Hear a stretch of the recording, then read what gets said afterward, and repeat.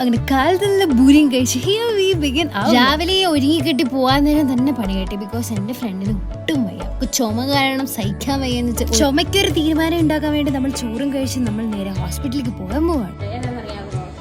അതെ, ഏതാ പറയൂ. ഇവിടെ മറ്റേ കമ്മലിമാലയൊക്കെയുള്ള ഒരു കടയുണ്ട്.